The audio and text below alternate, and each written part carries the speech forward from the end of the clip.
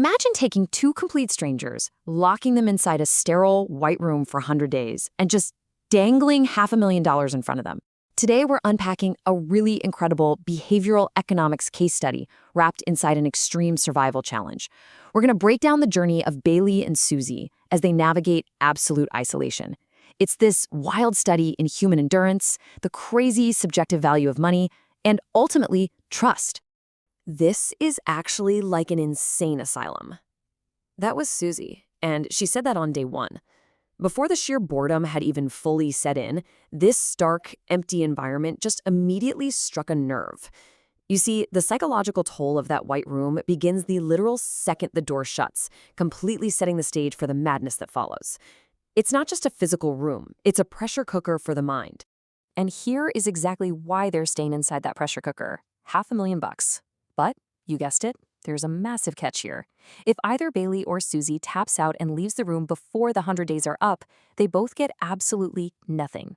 Zero. So their fortunes are entirely tied together. This isn't just about individual willpower. It's an extreme exercise in mutual dependence between two people who, frankly, just met. Okay, let's dive into this.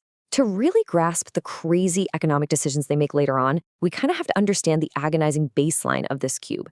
They've got 100 days of total isolation, eating the exact same bland, though healthy, food every single day. But the real psychological torture? Blinding, unstoppable lights, and absolutely no clacks or natural sunlight.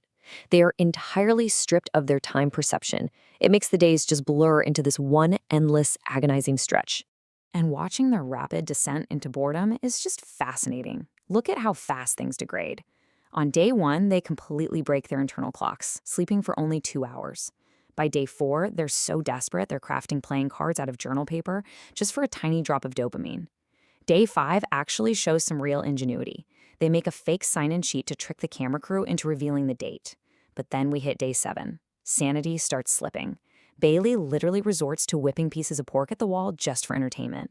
And by day 9, they are so starved for stimulation, they actually start peeling back the floor to expose the red forfeit wine, tempting fate just to feel something. So this brings us to the core psychological test of the whole experiment, the economics of temptation. Think about it. When you are completely removed from society, totally starved of stimulation, and living under glaring endless lights, how does the value of money warp? Every 10 days, they're offered an escape from their discomfort, but it comes at a really steep price. And that money comes directly out of their shared price pool. Just watch how quickly these early offers escalate. Day 10, they get offered a private chef for 50 grand. They bravely say no, opting to stick to the bland rations. Day 20, the temptation hits their biggest pain point, the blinding lights and terrible sleep. They're offered smart beds and a light switch for another 50 grand. Astoundingly, in the heat of the moment, they reject that too. But by day 30, the sheer attrition of the environment really begins to wear them down. Now, I want you to ask yourself a question. Would you ever, in a million years, pay $20,000 for a cup of coffee and a book? In the real world? No way. Absolutely not. But context is everything. In the cube, value is entirely relative. So on day 30, they finally caved. They dropped 10 grand on a coffee maker and another 10 grand for the Harry Potter book collection. When you have absolutely nothing, the price of small comforts just skyrockets. Suddenly, spending 20 grand feels like a completely reasonable investment in your own sanity. But hey, they weren't always losing the economic battle. Check out this brilliant turnaround on day 40. They're offered a TV, but the catch is every single movie costs $10,000. They say no to the movies. Instead, they realize an antenna is really just a piece of metal, right?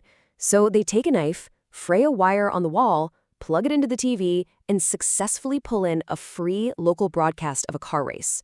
They totally outsmarted the system, transforming this wildly expensive temptation into a free, massive morale boost. Now, obviously, not all needs can be hacked with a piece of wire. Day 50 hits, and we reach this massive emotional turning point. It happened to be Susie's mom's birthday. The offer from the creators was simple but incredibly heavy, $20,000 just to briefly see and speak to their families through a glass door. This wasn't about entertainment or comfort anymore. This was about deep, fundamental human connection. They happily paid the 20 grand, and they called it the best money they'd ever spent. Okay, fast forward to day 60, and the psychological warfare really ramps up with a classic game show trope, the mystery box. For $50,000, they can keep whatever is hidden inside. They debate this one intensely. The risk just feels way too high. I mean, what if it's some useless joke prize, right? So ultimately, they play it safe and reject the offer. And wow, this brilliantly illustrates the utter agony of opportunity cost. The reality of what was inside that box was devastating. It was their $50,000 back, plus the keys to 2 brand new Teslas. And the kicker?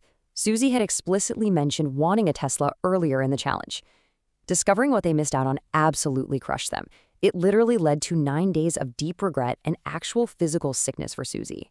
That intense, lingering regret perfectly primed them for the Day 70 offer. This time, the creators bring back literally everything they had previously rejected. The smart beds, the private chef, the movies, games, and even a new mystery box. But it's a blind auction. They have to bid a secret number, and if they are even 1 penny under the secret minimum price, they get absolutely nothing. Desperate not to miss out again, they have to calculate exactly how much their comfort is truly worth to them. So they decided on a highly, highly specific bid, $100,101.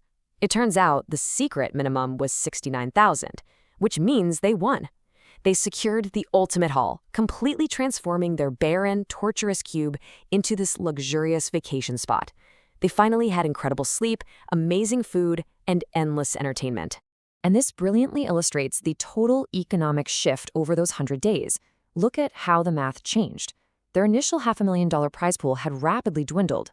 They spent $20,000 on family and a massive $100,000 on ultimate comfort. They're left with just under $380,000. In the end, comfort and sanity won out over maximizing the cash prize. But here is where we hit an unexpected twist. You'd probably think that having luxury beds, movies, and a chef would make those final 30 days an absolute breeze, right? Yeah, wrong. Introducing modern distractions and luxuries actually created intense interpersonal friction between them. Think about it. When they had nothing, they had to rely entirely on each other for survival. When they got everything, their totally different personalities began to violently clash. Their daily habits just immediately collided. Bailey is super high energy. He wants to shower first, taking all the limited hot water, and literally raves by himself at 3 a.m. Susie, on the other hand, just wants to read and relax. She refuses to finish the Monopoly game they bought, which frustrates Bailey, and she takes forever to pick a movie. The luxuries didn't bring them closer together at all. They highlighted how fundamentally different they were, making them incredibly eager to just escape each other. Finally, Day 100 arrives. The end is actually here. But instead of just opening the doors and letting them walk out with their remaining $379,000, they're hit with one final, brutal psychological test, a true ultimate test of trust. Here is exactly how this final dilemma works. They are separated, blindfolded, and put in noise-canceling headphones. They have to secretly press a button to either split or steal the remaining money. It's the classic prisoner's dilemma, but amplified by 100 days of shared trauma and isolation. The psychological weight here is just immense. Do you trust the person who literally drove you crazy for the last month, or do you secure your own back? The stark math of game theory here is absolutely ruthless. If they both hit split, they share the cash nicely. 50-50. But if one person hits split and the other hits steal, the stealer walks away with everything, leaving the other totally devastated. And the ultimate risk? If they both let greed win and press steal, they both walk away with nothing. 100 days of built trust is put on the line in a single blind button press. 0. Just think about that for a second. That is the massive number hovering over their heads. If they both gave in to temptation, they would have spent 100 torturous days, throwing pork at walls, fighting over cold showers, crying over missed Teslas for absolutely nothing. It is a terrifying prospect that makes the choice to steal incredibly risky, but the choice to split incredibly vulnerable. So what actually happened? The tension is unbearable as the blindfolds come off, the room lights up, and it turns green. Both Susie and Bailey chose to split the money. Despite all the annoyances, the clashing habits, and the massive financial temptation to double their individual payout, they both chose mutual trust. Bailey actually summed it up beautifully with this quote right before the reveal. There's no price you can put on that. He recognized that the really dark times they survived together, that shared trauma, and the bond they built simply outweighed the economics of greed. Human connection, in the very end, was far more valuable than taking the entire prize pool for himself. Which leaves us with this final thought to chew on.